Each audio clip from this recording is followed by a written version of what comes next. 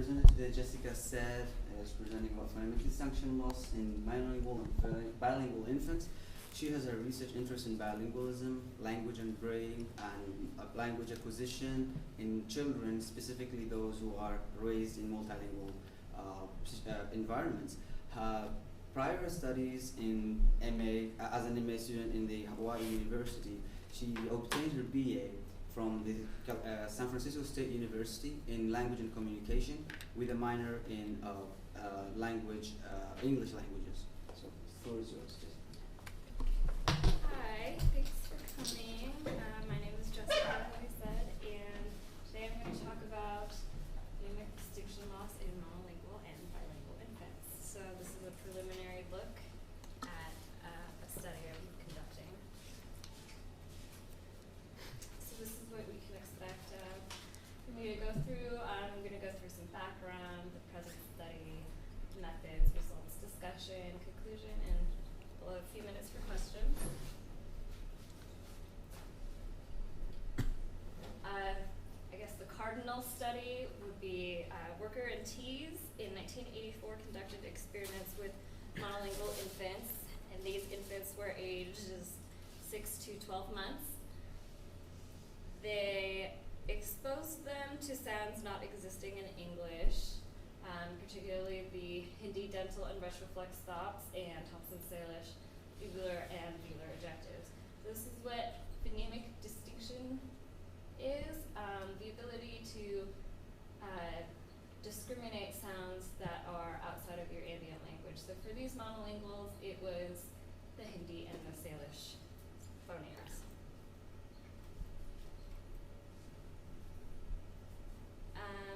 The results of their study, the infants at the youngest part of the age spectrum, so 6 months, were able to discriminate non-ambient sound distinctions to a nearly native level.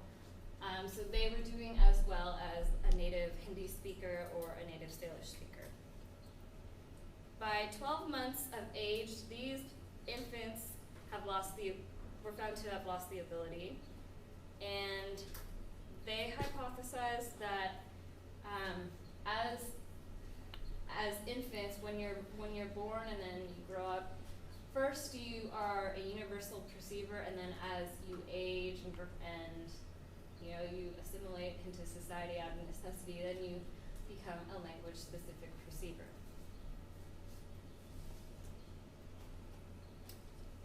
And they used what is called the conditioned head turn procedure. So here you can see this diagram of the setup. You have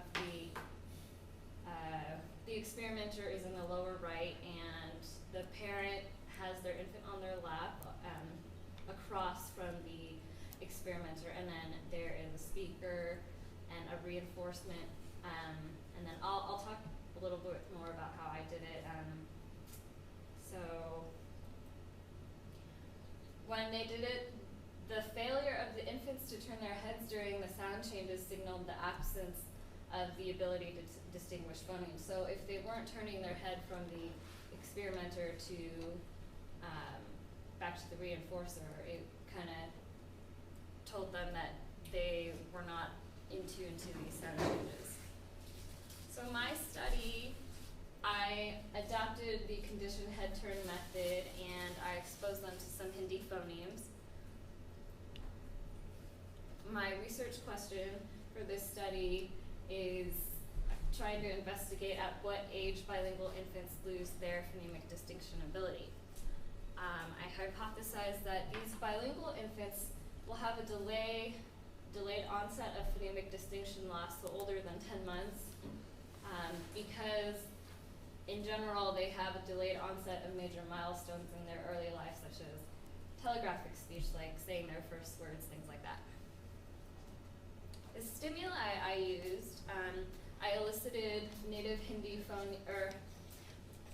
phonemes from a native Hindi speaker.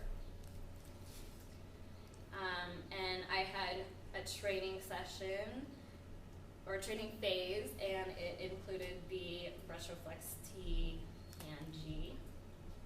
And in my test phase, I had aspirated and unaspirated K, aspirated and unaspirated P, dental T, and dental aspirated T. So that you can see that the distinctions were made between the voiced and voiceless segments, aspirated and unaspirated segments. I used Audacity to splice the phonemes together into several tracks, and the phonemes were played in specific quantity counts with 0.3 milliseconds of silence in between.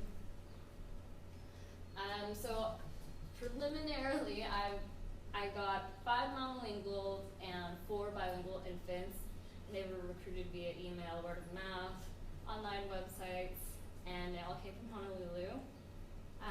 I required that they be between the ages of 6 months and 24 months. So I adopted the conditioned head turn method that I mentioned before, and the infant was seated opposite of me, but kind of diagonally this way. So in the training phase, I had the laptop. So if you see the infant right there, the laptop was like at the edge of the table to their left, and it was kind of angled towards them. And I had an owl toy that where its eyes lit up, and then it made like an owl hooting sound, and it appeared out of a tube for each sound change. So that would signal that they should be looking at the owl when it came out, and then back to the speaker once the sound transitioned. During the test phase, I had that same laptop, and I played 4 different tracks in pseudo-random order for each different participant, and I had the owl appear, but it didn't play a sound. So all experiments were recorded and later coded. I looked for distinct head turns from the laptop, from the infant looking at the laptop to the general direction of where I was, and I counted that as 1 head turn. So I coded them in the training and the test phases. The training phase, head turns were counted whenever the child turned their head, and the test head turns were coded by pairs. So I counted these minimal pairs as 1 pair. So these 3 pairs were then spliced together into 1 string. And I made 4 different sets of these pairs in different orders, and they were played for each baby in pseudo-random order. So this is an example of a string that would have been played. And the top shows that there are test points, 3 different test points, and that showed the aspiration versus unaspirated contrast. And then on the bottom, it shows the control points where there were the phonemic sound contrasts. So in total, there were 6 possible head turns that these babies could have been turning their heads. So my results, my hypothesis was confirmed where the bilingual infants were more, where they turned their heads more, and they were more receptive to the phonemic sound changes. You can see that